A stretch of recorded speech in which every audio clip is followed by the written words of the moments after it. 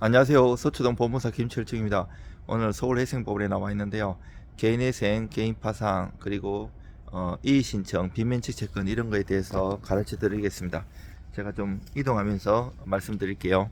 우리가 그 이제 개인회생이나 개인파산 저는 오랫동안 그 전문으로 했고 또 깨는 것도 많이 했어요. 왜냐하면 제가 이제 법무사 오래 하면서 대기업 채권 주심 소송 이런 거를 많이 했었는데 개인회생 파산이 최근에 많이 발전되고 입법이 되고 이랬지만 옛날에는 극소수의 법무사들만 알았어요. 그때 이제 채무자들이 대기업 이제 법무팀에서 의뢰를 저한테 해요. 소송이나 강제집행. 그러면 채무자가 개인회생 파산하면 이것을 깨트려 달라 해서 저는 10년 전부터 이렇게 많은 연구를 했었고 그 방법을 알고 있습니다. 그래서 이제 그리고 개인회생이나 파산 이런 거 무조건 해달란다고 저는 다 안 해줘요. 상담해보고 이분이 그냥 갚는 게 더 발전적이고 좋으면 그렇게 얘기도 하고 조건이 안 된다면 솔직히 얘기해드려요. 안 그러면 딴 데 가면 그 수임료만 날릴 수 있고요. 그래도 조심하셔야 돼요. 대충 하면 안 되고요. 특히 파산 같은 거 나이 같은 거 많이 고려하고요. 실질적으로 아무 이런 얘기 방송에서 해서 되는지 모르겠네요. 아무 문제가 없다고 하지만 블랙리스트가 있다는 얘기도 있고 하여튼 뭐 방송에서 제대로 얘기하기는 힘들고요. 물론 개인회생이나 파산은 좋은 제도예요. 열심히 생활하시고 성실하지만 불운한 사람들을 위한 제도인데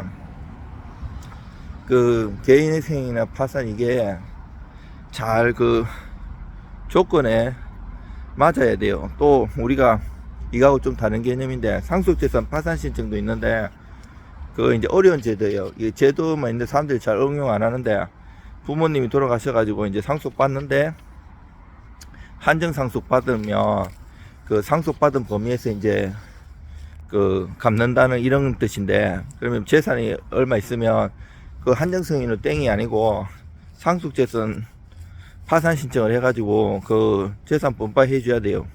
자, 요 얘기는 그만하고요. 최근에도 8억 넘는 파산 해준 분이 해줬는데요. 잘못 보증서 가지고 이런 경우 문제가 될 수 있고 또 개인회생 파산 이의도 많이 하는데 예를 들어 내가 돈을 빌려줬는데 이게 파산이나 회생 신청하는 경우 있어요. 이렇게 그러니까 속수무책으로 당하는 게 아니고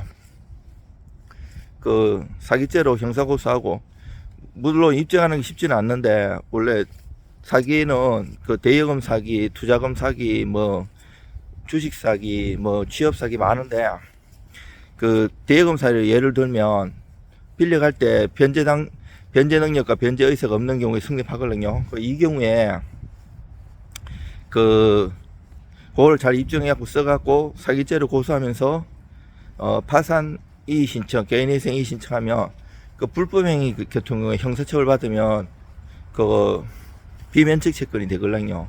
그리고 만약에 교통사고 나갖고 상해 입힌 경우에 부상금 그리고 여러 가지 비면책 채권이 있어요. 그리고 또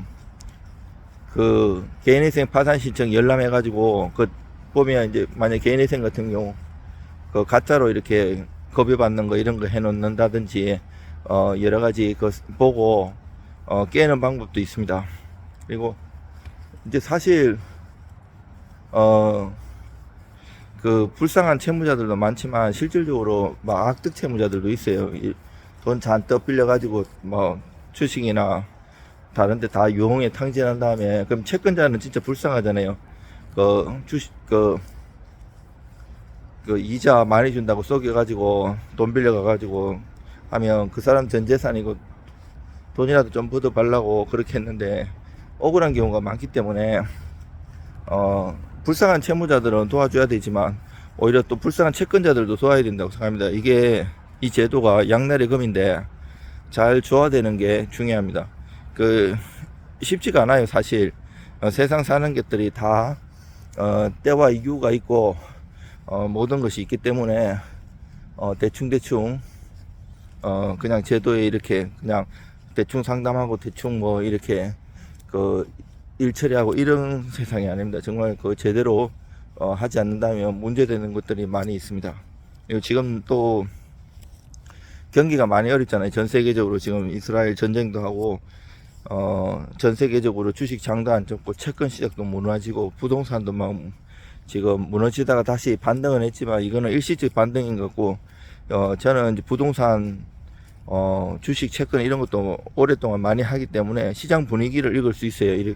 지금 경매 시장 같은 경우에도 하락 곡선에 그 일어나는 현상들이 나요. 무슨 말인가 하면 보통 이제 집값이 하락할 때는 집에 그 경매 받는 사람들이 보통 꼭 필요한 사람 한 사람 정도가 이렇게 단독 입찰하는데 최근 24일날 중앙지방법원 21개 법정에서도 대부분 20몇 개가 다 단독 입찰한 경우였고요. 한 개만 재건축 관련해 갖고 입주권 나와가지고 경쟁률이 좀 있었어요. 항상 조심해야 되고요. 특히 지방 물건 같은 거 조심해서 받아야 되고, 물건이 떨어질 때는